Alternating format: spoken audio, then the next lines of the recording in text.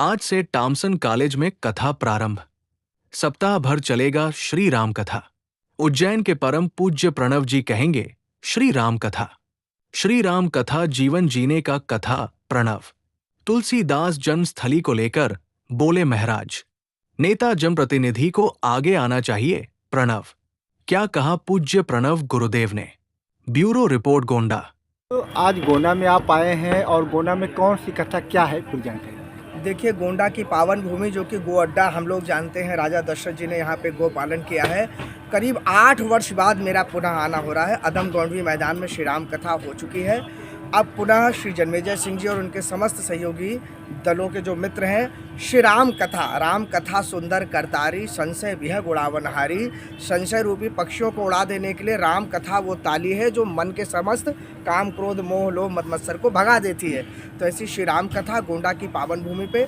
और मैं आपको एक और बात बताऊं, 8 वर्ष पहले जब भी मैं आया था, ये तो मानस का क्षेत्र है, वह क्षेत्र है। यहाँ तो बच्चे को भी मानस कंठस्थ है एक प्रकार से कहा जाए।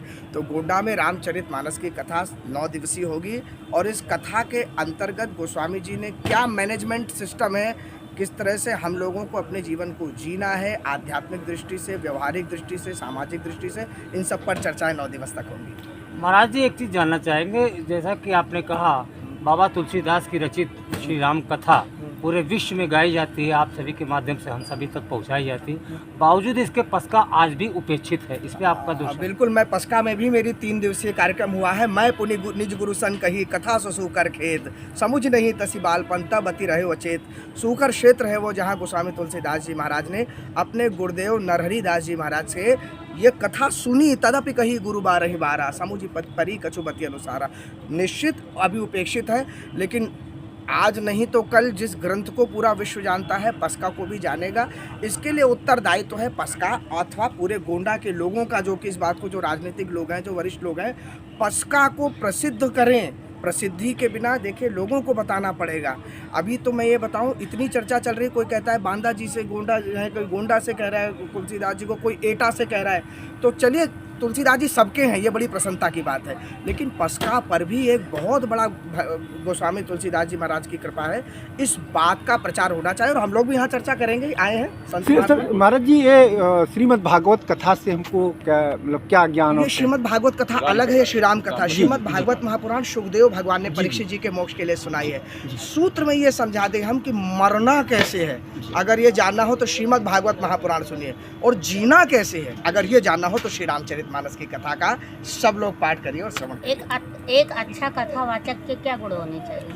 अच्छा कथावाचक को ये ज्ञात होना चाहिए कि क्या नहीं कहना चाहिए। एक बात समझ लीजिए, वक्ता क्या कह रहा है वो नहीं भी कहे तो कोई बात नहीं, क्या नहीं कहने वाली बात यदि वो कह देगा ना, तो उस समय उंगली उठ जाएगी, जो कि आप लोग आजकल मीडिया में देख रहे हैं। तो सबसे आवश्यक है कथावाचक को क्या नहीं कहना है, इस पर ध्यान देना। आज के युवा पीढ़ी को क्या संदेश देना चाहेंगे आप अपने माध्यम से? देखिए, श्री राम की कथा, श्री रामचरित मानस से इसलिए युवा पीढ़ी को सीखना चाहिए कि बच्चा अपने पिता के कहने पे चौराहे तक नहीं जाता, और एक पुत्र ने अपने पिता कहने पे 14 वर्ष वनवास तक स्वीकार कर लिया। युवा पीढ़ी को अगर कुछ भी है उनके जीवन में तो उनके माता पिता की आज्ञा है, उनके माता पिता की प्रसन्नता है। अगर पुत्र अच्छा नहीं हो सकता है तो फिर क्या अच्छा पति बनेगा, क्या अच्छा पिता बनेगा, क्या अच्छा मनुष्य बनेगा। महाराज, एक अंतिम सवाल जी। अभी हाल ही में एक बड़े कथावाचक की शादी हुई जिसमें करोड़ों खर्च हुए, तो क्या मान लें, पूंजीवती की शादी या सन्यासी की शादी? अब हमको ऐसा लगता है कि उनके जो भक्तजन होंगे उन्होंने ये सब खर्चा किया होगा ना, तो इसलिए उस विषय में कोई बात नहीं। सब कथावाचकों को प्रणाम है। जय जय श्री सीताराम, जय जय श्री सीताराम।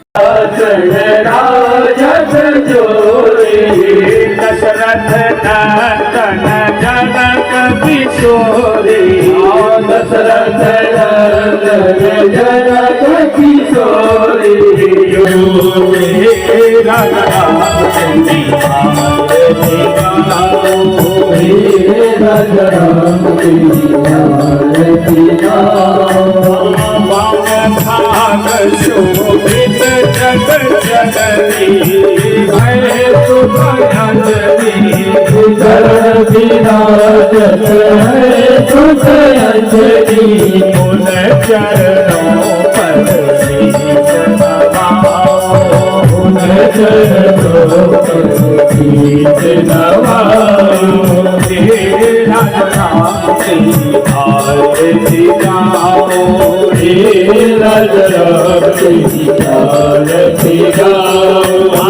आरती हनुमत के मन भारे।